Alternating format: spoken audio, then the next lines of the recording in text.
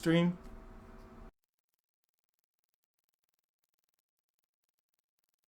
Frames encoded, dropped, 0. Yes, okay. It's working. Hello. Good, yes. Much less smooth start, but we should now have a working stream.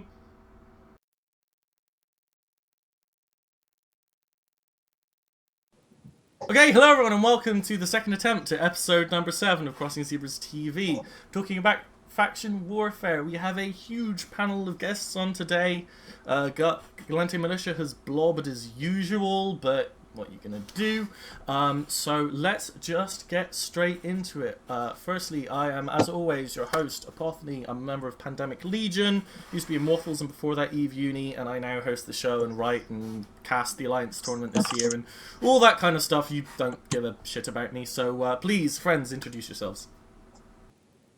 Well, okay, I'm Gorsey Carr. I'm in the elite corp called Get LP or Die Trying at the moment. Ticker 50 cent. I've joined Minmatar Faction Warfare for like a week. Been some streaming and some solo PvP and stuff like that, and some mission running, I guess. Alright, I am Juliana Sutter. I am CEO of Moira Corporation, leader of GMVA, which is known in game as Valora Accords. We're sort of having fun shooting random pirates, snuff box carriers, and some Caldari occasionally. Balgorns are pretty fun to shoot at of snuff bombs. Yes, those were quite explosive. I heard about that, yeah. Well, Sorry. we were there. Please continue with the introductions. I do apologize. Okay. No worries. So I'm Viscrushin. I'm been playing with Justified Chaos in the Galante Militia for about 2 years now. I've been playing since 2003 off and on.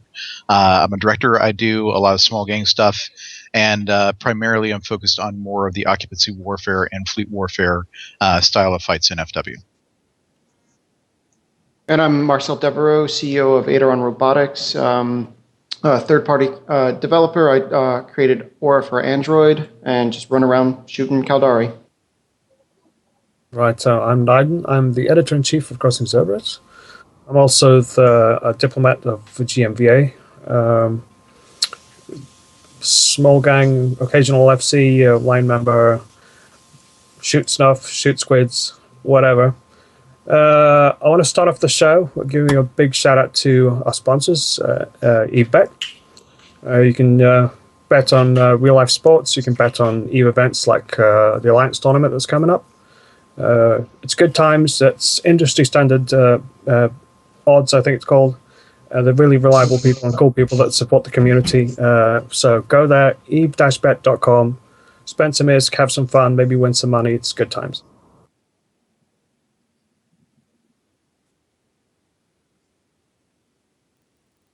Okay, so I'm just leaning over checking that the frame rate looks like. I'm slightly worried that the stream looks quite laggy. If it is, just let me know in the chat and I'll see what we can do. But still, regardless, let's get on with the talk about spaceships, because that's what we're all here for. I would like to ask, gentlemen, in the same order as we did the introductions, what spaceships have you been flying this week, and what spaceships are you excited to fly next week? So this week I've been mostly flying a rocket Garmer, like fighting solo PvP. It's kind of a fun ship because people think you're kiting and they just ram you and then die. And well, apart from that, I've been flying a bit of a Purifier. And next week, I don't know, I'm probably gonna still flying my Garmer until I lose it. For myself, I've probably been flying mostly Sveeples, Confessors, of course the standard Thrasher are always popular, Thirsty Thrasher Thursdays. Next week, I'll probably be flying Megatron. I do want to fly my Vindicator at some point, but don't tell Pandemic Legion that. And also, probably the Thrasher again. And I haven't been flying anything this week because I've been traveling, and I won't probably be flying anything next week, but the week after that, I'll be flying the Hecate.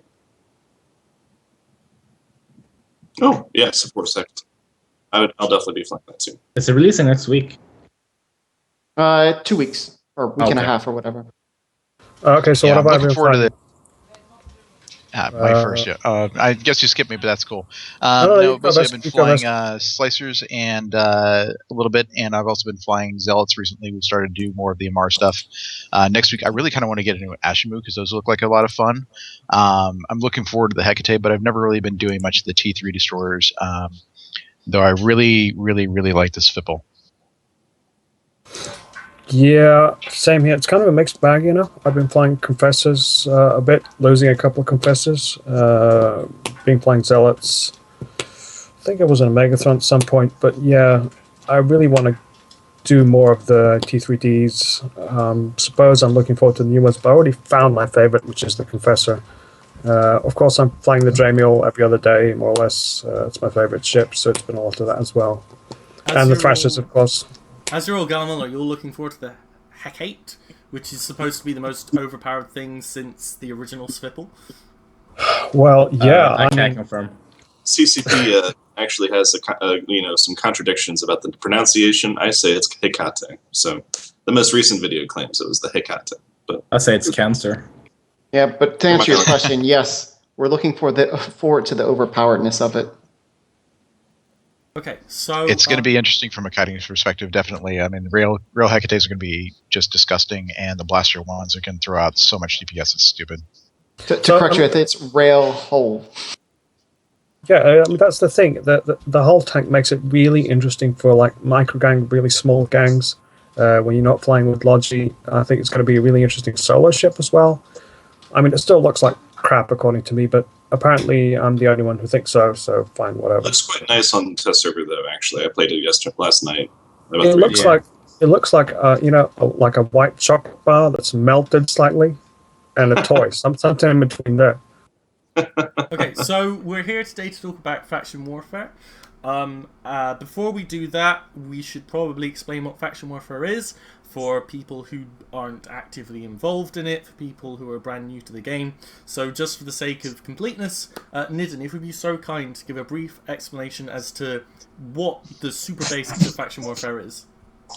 Okay, so super basics of faction warfare are that it's a limited war within large parts of low security space where the empires duke it out. Basically, what you do is you join either yourself, your corporation, or your alliance, and that means you get a bunch of free war targets, more or less. Currently, the war zones of the alliances. There's an alliance between the Amar and the Kaldari and the Galenti and the Minmatar, sort of. Anyway, the point is you join up. You get a bunch of war targets in the wall zone. You juke it out, mostly in plexes, which are the basis of system control in faction warfare war zones. That's the basics of it. Free and easy PvP. The downside is, of course, that once you join, for example, Galente, you're not welcome in Kaldari space anymore. That's been a problem for some newbies. You know, they don't really get it at the beginning. But the very basics of it is to allow a place with a low barrier of entry for new people to come in and just get into PvP really easily. It's handily available. You can just undock, warp a couple of systems, get into a plex, and hopefully get a fight really quick. A lot of times it works, other times it doesn't, and that's what we're going to be talking about here on the show today, how we can improve that. Okay, so first question, open floor, anyone feel free to answer this. Before we go into what we hate and what we make angry posts on Reddit about, I want to know what you guys are like about faction warfare. What about faction warfare is good? What makes it an interesting style of play? What are things that the rest of EVE could gain from faction warfare? And what does faction warfare mean to you? Why do we like faction warfare? Why is it a cool game mechanic? So if I could start, I think there's like three main things about faction warfare that are awesome. Number one is the ease of accessibility of PvP and the fact that there are in-space objectives that require people to be out in space and active, which leads to a lot more PvP opportunities. Either on the small gang solo side, you could get up to the big fleet size quite easily. Number two, it gives you an opportunity to make ISK or earn LP at least while you're doing your PvP and trolling for PvP, which makes it a lot easier to sustain your PvP as opposed to having to take breaks to go do PvE in order to earn enough IS to fund your ships to do your fighting. And I think the last thing is that it does give you that sense of sort of control and ownership and sovereignty without the same sort of headaches that come with doing nullsec sov warfare under like the Dominion system or even under Fozzy sov. It's a much more occupancy-based system as opposed to a structure-based system for controlling sov. Yeah, I think that's a very good point that Vest brought up, that all the while we've been hearing nullsec people complaining about how horrible sov is, fighting over and controlling systems, just doing the whole strategic thing in faction warfare has never been much of a problem, really. I mean, people have enjoyed going out on these campaigns and fighting over territory. It's always been working rather well, I think. Yeah, and like what I love about faction warfare is pretty much like it's very concentrated, so it's easy to get like fast fights quick. You don't have to roam like 50 amps through nullsec, you just get a single fight. And yeah, like it's very newbie friendly. You can get a good income in that moment as well, like with it. Yeah, I mean, myself, I have never been in a faction warfare specific corp, but during my time at university, and then I was a FC in Snigwarfer, who I'm sure you guys fought against me a bunch of times. As a pirate group, as a group that's not affiliated with faction warfare but live in that space, in Null, you have a group that lives in one station in one region, and then 2 regions away is the next station that people live in. Whereas in faction warfare space, you find a new group every constellation or so, if not more. There might be part of the same militia, but if you're not aligned with them, then you might have Adron Robotics 3 jumps away, they got a 20-man fleet going, oh okay, we can fight that. GMVA, if that's different, I forget the titles, they're down 3 jumps further, but they only got 5 guys out, so they're just going to run away from you. There's lots of different sizes of combat on the small level. There might be a 5-man gang you can fight, there might be a 13-man gang you fight, there might be a flashy recon that sinos 200 Balgorns on top of you. There's a lot of variance, which I really, really like in terms of scale of PvP. I think that's a good way to describe it. Yeah, it's a heterogeneous environment with many different groups fighting over different objectives, and that provides a lot more dynamic features to the gameplay than, say, a nullsec area where you're just sort of ratting all day, or then there's a massive sov grind or something. So, anyways, I think actually my favorite thing overall is the variety of ships that you see. When I lived down there, we were very much in the heyday of you can run any T1 cruiser doctrine you want and it's reasonable. Like, that's kind of gone away a little bit, and we'll talk about that later. But I was running Thorax fleets, Caracal fleets, Moa fleets, Mauler fleets, any destroyer fleet I wanted, any battlecruiser fleet I wanted. And that was legit, and you could brawl out, you can do it fine. Whereas in, other parts of space, say Nullsec, you have Ishtars and Tengus and Slowcats, and that's all you do for the next 12 months. Like, I could bring in a doctrine, make it up the day before, and just get a fun fight, a reasonable fight for it, because everyone's in ships that aren't kind of at the very end of meta breaking. I think one of the things I like about it is because of the lack of bubbles, if you want to hold people down, you must have tackle on your DPS ships or more. So you can't be kiting out at 70 degrees. So it's much more chance of brawling, much more chance of holding each other down. And because back then we were such lower scales, or T1 stuff, you're much more likely to break things. Breaking 5 Guardians compared to breaking 5 T1 Lodges is great. You don't have the T2 resist profile. Like, it's just a lot more manageable in terms of smaller scale PvP. That's definitely true. And one other thing I would say is that while the meta's a little bit shifted up in the north, both sides, actually pretty much all sides, are really kind of doing that sort of thing where everybody's shipping up to hack. So you've got pirate groups in the area that can do Tech 3 fleets, and you can bring battleship fleets against them. And still you've got guys running around in Tech 1 destroyer fleets, and Tech 1 frigate fleets, and Tech 1 cruiser fleets. And also the mechanics of plexes with the acceleration gates and the fact that you're always landing on a specific beacon actually opens up to you to having things like brawling comps that you can't really run in any other areas of space effectively. Definitely not in Nullsec for sure. Yeah, it's true. And like I like how the plexes like filter out the fights as well. So like, you can pick a good fight. If you're in a frig, you can go to novice, and you can only pretty much fight frigs or like armors. Garmers aren't really frigates, they're more like super frigates, right? So yeah, it's the best frig ever. Yeah, I mean, I think that's a very, very interesting and good point, that system itself, the plexes, the way it's designed, provides content for a lot of people from large, medium-sized fleets, I'd say, down to solo pilots. It's very accessible. You can get the kind of content you're looking for much more readily than you can anywhere else in space. And in that, from that perspective, faction warfare really is a success. Well, to add on to that, it's you choose the fights that you want to do, right? You could be in a system with the 4 different plex sizes, and you can decide which ones you fight in. And so not only do you get the kind of fights you want, but you also are able to pick and choose whether do you want to fight like a cruiser gang or stick to destroyers and stuff like that, and generally force the other side to either ignore you or ship down and take the kind of fights that you want. Quite, yeah. Okay, so now we've said all the things we like about faction warfare, why we care about faction warfare, let's get the bitching done, okay? So, CCP have currently been talking about a possible faction warfare rework. We've got the new faction warfare section on Slack, on the Tweet Feet Slack, which I totally recommend anyone's interested to join. Lots of cool channels there to go. I'm sure someone can plug the URL in the stream chat. So yeah, we've got new faction warfare coming through. So we've got a list in the show notes of the problems that we've identified. We've largely just nicked this from Gorski's article on Crossing Zebras, which you're all very welcome to go and read whilst we talk about this. So let's just go straight into those, shall we? Sounds good. Okay, so first one, missions. This is faction balance, overall design, impact of tier systems. So firstly, very quickly, for someone who's never done it before, what is a faction warfare mission? How does it work? What do I get for doing it? Can I do Gorski, this one? take it away. I'm pretty sure I can explain it pretty good. Like I've been farming for the entire week.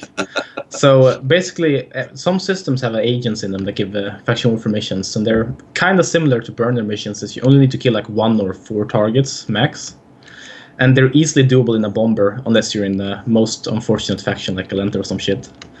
And basically, you spend like a whole warping around 50 jumps to pick up the missions, and then you go do them in 20 jumps. So like it's mostly warping, and you do the missions in 3 minutes and like an hour of warping. And well, they have had some quite big problems with them. Like Mimitar and Amar are way easier than Galenta and Kaldari because of the E-War in them. And the payouts are pretty much they're overpowered, I guess, if you're not being interrupted. Yeah, that's definitely true. I think the best way to describe a faction warfare mission is boredom and then sheer terror when you're jumping through a gate camp or something like that, and you're hoping that you don't die instantaneously. So then you eventually get to the target, and then you hope that you can tank the DPS from the NPCs, or deal with the jams from the Kaldari NPCs in the Galente case, and kill the target, then another 20 minutes of boredom as you warp to the next destination. So there's a lot of jumping around. And as CCP has said, you should never have weaponized boredom in EVE Online. Well, this is definitely a case where the NPCs are using weaponized boredom against you for jumping around for 20 jumps, trying to get to the next target. So how would you guys want to resolve that? I know that I've heard a lot of people say that the design of the burner missions that we've had, CCP have obviously implemented with obviously the whole team of developers, where they're quite difficult to do. You have to bring a PvP fit, or you are going to die. Do you think that introducing something like that would make the faction warfare missions better from a playability, from a sheer fun to do standpoint, or do you think that they should be taken in a different direction entirely? So if I could jump in here, there's a couple different issues with the faction warfare missions. Number one is I actually think that the travel time is a good thing because it forces you to move around the war zone, and you're not able to just like sit in one quiet corner of the war zone and run missions without interruption. I think that's great from a design standpoint. The second issue is the reward is more than a bit out of line, especially whenever you factor in the tier system. And for those of you who don't understand how the tier system works, there's 5 tiers in faction warfare. Tier 2, you get 100% of LP. Every tier after that, you get an additional 75% LP. So at tier 4, for example, which is where Mimitar is right now, you're getting 250% of the normal LP. Well, in level 4 mission is going to give you about 30 to 35,000 LP at tier 2, which means you're getting roughly 85, 90,000 LP at tier 4. That's a huge amount of ISK that's coming in, especially if you can blitz it in 4 or 5 minutes in the actual mission itself. When you're doing it like Gorski and you're picking up a dozen, 15 missions at a time, blitzing them all at once and getting, blowing through 15 missions in 2 hours, that's a massive amount of LP per hour. I think that the assassination style where you're only hitting 1 or 2 targets and only are spending 4 to 5 minutes in a mission is about the right balance, because you have to balance that exposure in low sec in an active faction warfare zone where you've got a bunch of people out to kill you in the first place. But I also think that you need to do it in such a way, you need to design the missions in such a way that there's not so easily kiteable, that you have to actually deal with the damage. The big issue with Galente, in addition to the jams, is the fact that the Caldari use missiles, so you can't really avoid the damage, especially in a bomber. It's just not very viable. And the fact that the tier mission makes it so incredibly lucrative at the higher end and completely unbalances the system. In my opinion, you need to keep that assassination style to ensure that your exposure in the mission is short enough. You need to introduce ways that you can't avoid the damage, whether that's through webbing frigates or redesigning the damage that's incoming to include missiles and stuff like that, or higher tracking frigates. And you also need to do a situation where you decouple the mission payouts from the tier system. I want to comment on your travel comment, and some people in the stream mentioned that without it, it would be broken. Actually, I think the static travel is actually pretty bad, because you're not actually, while you're the missions always spawn behind enemy lines, and that is static. It was for like when the war zone was originally created, and you always get your missions on one side of the war zone, regardless of who owns it, and then you go into what historically was the original ownership. I would like to see it actually be more dynamic, where you actually have to go into hostile territory. And potentially even spawn in systems where there's been high amount of plexing and contingent, sort of like the dust, how they do with the dust battles. Those battles spawn where there's been a lot of plexes, and that so there's you have people in those systems to do orbital bombardment. So it'd be nice to see missions actually move around, and there is some risk into doing them. What would you guys think of corporation level missions? So say GMVA selected to get a mission for some kind of reward from the Galente militia, and it said, okay, you need to take this system for the Galente, and if you do, we will give your corporation this much LP. Would missions on a corporation level kind of nice, like would that kind of promote more active taking assistance? Because currently we know that kind of Amar Minotaur and Galente Caldari systems haven't changed hands that much recently. Like there's been flips that hasn't been like a lot of back and forth, has there? Right. Well, that really gets into the occupancy warfare side of things, and I don't think that mechanic would really work, because the only systems that are going to be difficult to take are systems where people are actually living. And part of the reason why you see so much movement in the Minotaur's Amar zone is because very few corporations live, base, and commit to living in the war zone, whereas in the Galente Caldari zone, you've got the majority of the PvP-oriented corporations live and work and commit to the war zone. So the staticness of the front line, so to speak, has more to do with where the major PvP corporations live and the difficulty of taking those defended systems. Not to mention, we talked to CCP Affinity at FanFest in 2015, and we discussed, how we could do corporation payouts or rewards or anything like that. And at the moment, it's simply impossible to do a late loyalty point distribution to a corporation unless you reprogram the back end of the game some way. So we have to think about things that could be feasible in the current game, engine and the game database system. So it would be interesting to have more functional objectives for missions, which is what they're talking about doing with the new AI engine. But at the moment, it doesn't seem possible to do a corporation-based sort of large-scale objective like that. Yeah, Another thing, if you're looking... Yeah. Go ahead, Knight. Yeah, just the thing I wanted to, before we move on from missions, I thought Gorski had a really good point when he was discussing missions in his article, which was to take influences from the burner missions, which will teach people to PvP and would be PvP fits. I thought that was a really interesting idea. Yeah, I like that one. Like, teach basic PvP concepts like slingshotting or scram kiting or whatever. Okay, gentlemen, I apologize for interrupting. Apparently the stream keeps crashing. So what we're going to try and do is I'm going to try and restart the stream. I'm going to try allocating it more bandwidth. Guys, we will be back in just a minute or two.